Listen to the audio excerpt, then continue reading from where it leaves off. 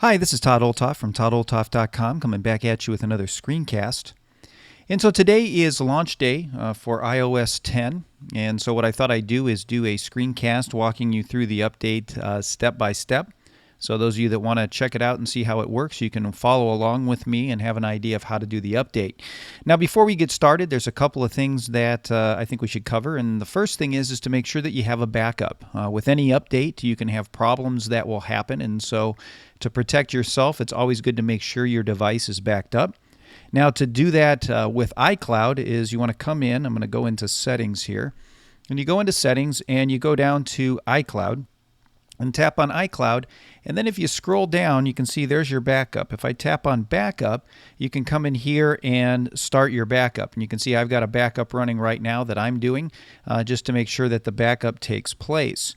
Now, another thing that you can do with this is you can also do your backup on iTunes. So let me show you how that works. I'm just going to come back in here to just the home screen, so we've got that set up. But let me show you how this backup goes in iTunes. I'm going to pull that up.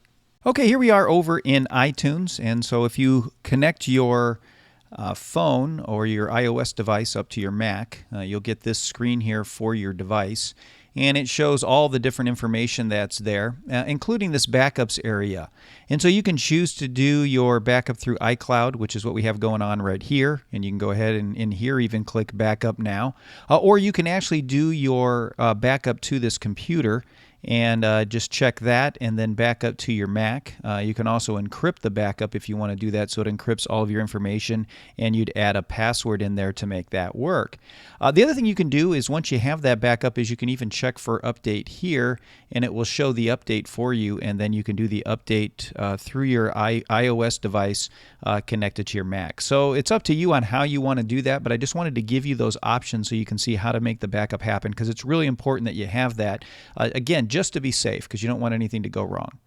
So now that we've talked about backups, let's go ahead and move over to the my iPhone here, and let's take a look at the iOS 10 upgrade process. Okay, now that we've got our backups all set up, let's go ahead and check for the update. So you want to come in here to Settings, and in Settings, you want to go to General. So I'm just going to tap on General down there, and right up at the top, you've got Software Update. So if I just tap on that, it's going to check for updates, and you can see here now it says iOS 10 is available. It's 1.1 gigabytes for the update. And so you scroll all the way down and just tap on the Download and Install. It's going to ask you for your passcode, so you want to put that in. There we go. So once I've put that in, now it's going to ask me to accept and agree to the terms and conditions. So I'm going to agree twice. And now it's going to start this process of requesting the update.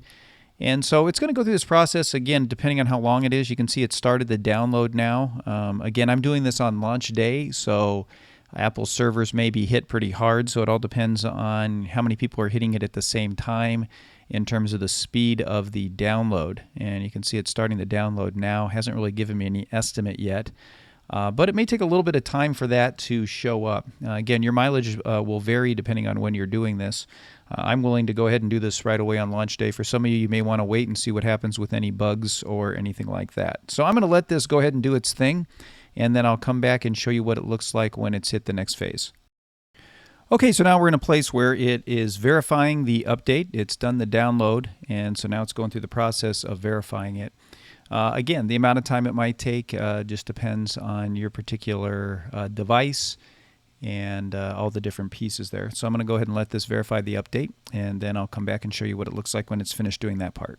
Okay, now that it has finished doing its verification, it's already started into this process now of running the update. It restarts for you automatically. You get this black screen, and then we go into this update.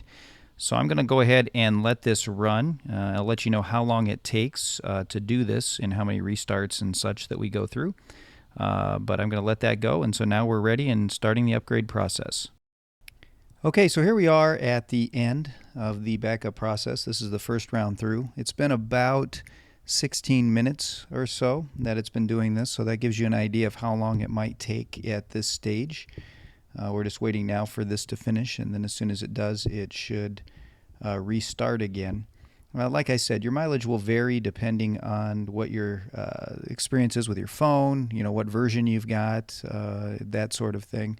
will probably determine how fast this goes, but we're just about at the end here, so it should restart here in just a minute. And when it does, we'll show you exactly what it looks like. Okay, so the restart has happened. It now has started rebooting. Again, it's about 19 minutes in total is how long it took. And after I did that last piece, it took a few more minutes there at the end. So if you get down to the end, don't worry about it. It's going to do its own restart for you. And so it should go through this process now. Okay, so it took a couple of minutes to restart. So if your phone goes black for a little while, or your iOS device, don't panic. It will restart. It took about 2 minutes or so to have that restart happen. So I just wanted to let you know that. And you can see here we've got the progress bar for the second time loading up. And we're going to go ahead and follow that. And I'll let you know how long that takes for this part of the upgrade to happen. But again, just wanted to let you know if it does go black, it's going to do that for a little while. And I just want to let it go for a couple minutes, and it will eventually restart. You don't want to power it off or anything like that. Just let it do its thing. Okay, so it's finished this part of the upgrade process. It took about another 8 to 9 minutes on that. When it gets close to the end, it does stall a little bit. So if you just wait it out, it appears like it's not moving. It's probably moving super slow, and then eventually it comes back. So now that we've done that, it's reset itself and restarted. And what I'm going to do is go ahead and hit the home button here, and you can see it takes me right into my passcode. So let me go ahead and enter that. Okay, so now that I've entered my passcode, everything has come back and the upgrade is complete. So let me go over to my computer now and just show you some of the changes. Okay, so here I am back on the iPhone and back on my main screen here. And so the update has taken place. You can see I've got a number of updates happening to my apps. You'll probably find that happen as well as your apps update to iOS 10. There'll be the need for some of these applications to update. Again, we can see some of the familiar things. If I swipe up from the bottom, you can see I've got the new control panel here. And so I know that I am running iOS 10.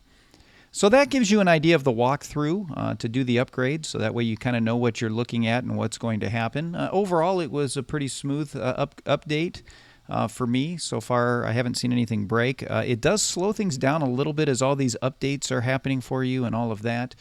So just know that until those complete, it may slow down the speed of the device, but otherwise it looks like it went fine. And again, the entire process probably took about 40 to 50 minutes, I'd say, in total, depending, again, on your device and all of that. So that's all I have for this week. I'll be back at you next week with another screencast to help you learn how to do more things with your Mac. If you're interested in help in setting up your own server, feel free to contact me at todd@toddolthoff.com.